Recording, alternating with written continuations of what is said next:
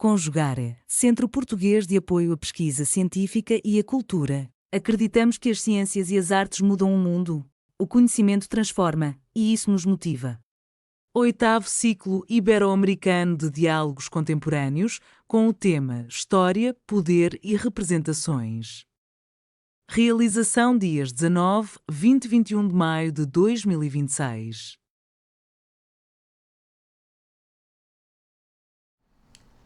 Olá, neste trabalho, eu, Carlos Alberto Lima de Almeida, conjuntamente com a professora doutora Adriana Dias Vieira, abordamos o tema dignidade, igualdade e discurso judicial na jurisprudência da Corte Interamericana de Direitos Humanos.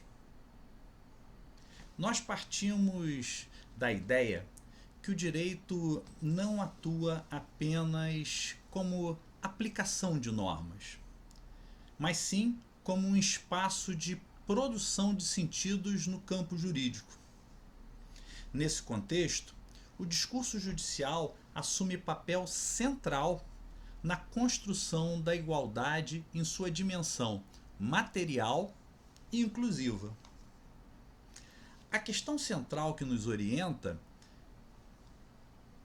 ela faz com que a análise possa ser colocada nos seguintes termos. A Corte Interamericana apenas aplica tratados internacionais ou ela produz transformações discursivas capazes de redefinir a gramática jurídica da igualdade? Nosso objetivo neste trabalho consiste em compreender o papel do discurso judicial na construção da categoria direito antidiscriminatório e na proteção de sujeitos historicamente vulnerabilizados.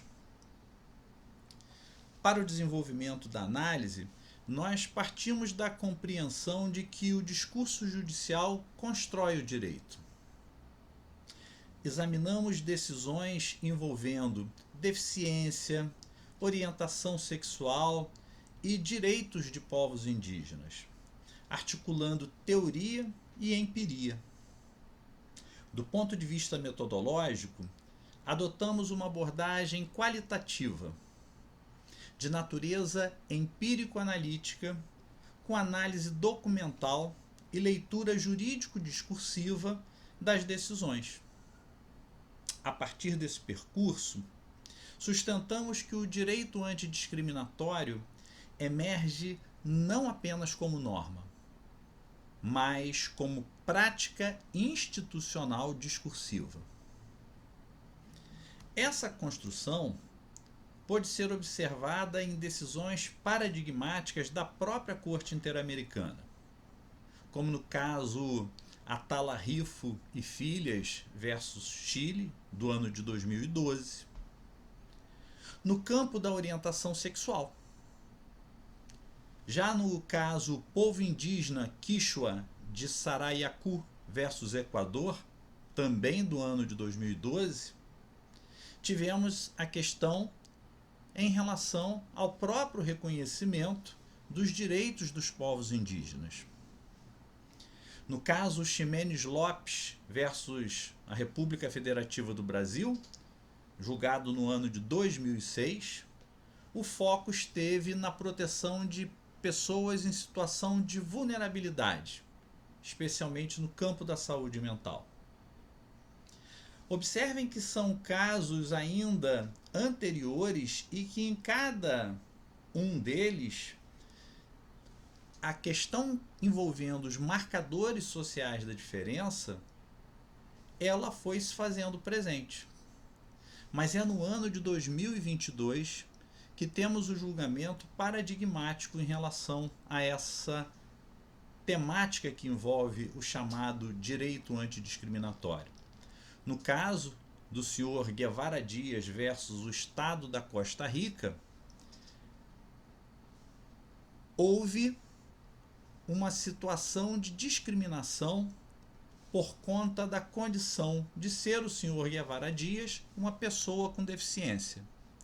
Embora aprovado em primeiro lugar no certame ao qual concorreu, não conseguiu tomar posse. O caso foi objeto de denúncia à Comissão Interamericana de Direitos Humanos e de posterior encaminhamento à Corte Interamericana. E por que é um caso muito importante?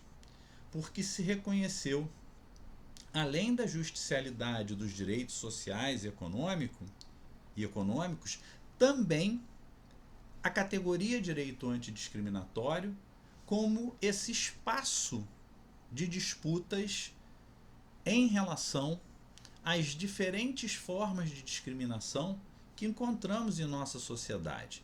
E aí, ao me referir especificamente ao contexto das discriminações, evidentemente o faço aqui no sentido das discriminações pejorativas, das discriminações negativas.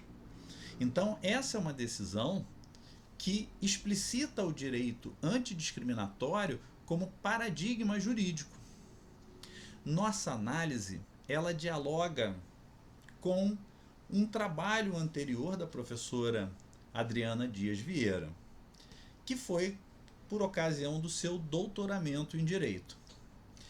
Nessa perspectiva que aqui estamos trazendo ao debate, compreendemos que a dignidade humana não se apresenta como um conceito fixo, mas sim como um campo de tensões discursivas, marcado por ambiguidades e disputas de sentido. Isso implica reconhecer que o judiciário não apenas aplica o direito, mas participa de sua própria construção, definindo os contornos da dignidade e da igualdade. A professora Adriana identifica a presença de discursos consonantes e dissonantes, revelando a instabilidade dos sentidos jurídicos e o caráter disputado do campo jurídico. Nesse contexto, compreendemos que a dignidade humana deixa de ser apenas fundamento normativo e passa a ser objeto de disputa discursiva no próprio interior do direito. Ou, melhor dizendo, no interior do próprio direito. É a partir desse referencial que nós podemos sustentar que o direito antidiscriminatório emerge justamente nesse espaço de tensão. Não se trata apenas de um conjunto normativo, mas sim de uma prática institucional discursiva. Ao decidir, a Corte Interamericana redefine a gramática jurídica de igualdade e amplia os espaços de reconhecimento de sujeitos historicamente vulnerabilizados. Essa perspectiva dialoga diretamente com a pesquisa que agora, no doutorado em Direito, venho fazendo sob a orientação da professora doutora Adriana Dias Vieira. Por quê? Porque busco analisar o Poder Judiciário como instituição central na mediação das desigualdades estruturais. E eu e ela observamos que essa atuação ocorre de forma progressiva, porém desigual, marcada por avanços e por resistências institucionais.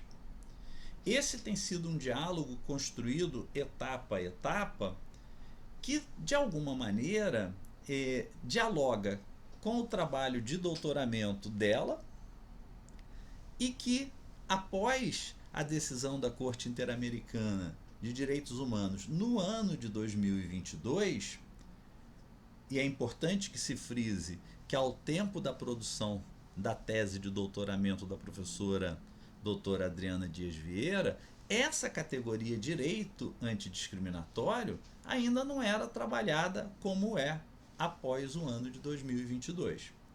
É preciso, é claro, que a gente compreenda que a cada decisão da Corte Interamericana de Direitos Humanos, inclusive aquelas anteriores ao ano de 2022, um pouco dessa construção de um campo em disputa, de um campo discursivo em disputa, relacionado aos diferentes marcadores sociais da diferença, ele já se fazia presente. Mas a decisão de 2022 é um divisor de águas em relação ao próprio reconhecimento dessa categoria. Isso nos coloca exatamente nessa perspectiva que essa construção se dá de maneira progressiva, porém de maneira desigual, marcada por avanços e resistências institucionais e que, por que não dizer, marca também algo que Norberto Bobbio já nos colocava em A Era dos Direitos, que eles não nos são dados de graça. Na realidade, eles são conquistados por muitas lutas sociais. Entender, portanto, esse contexto que está em disputa é também permitir que a gente possa avançar para uma conclusão que o discurso judicial não apenas decide casos, mas ele produz sentidos jurídicos. A dignidade humana, ela se constitui, se revela como um campo de disputa, do qual se definem os limites da igualdade e do reconhecimento. Em outras palavras, é como se nós discutíssemos quem o direito reconhece e como ele escolhe reconhecer. Em cada tempo, em cada momento, a evolução da história da humanidade aponta diferentes sentidos e caminhos na organização desse campo em disputa. E é sobre isso que nós nos propusemos a pesquisar e estamos dando continuidade ao nosso trabalho. Agradecemos a todos que acompanharam aqui as nossas reflexões.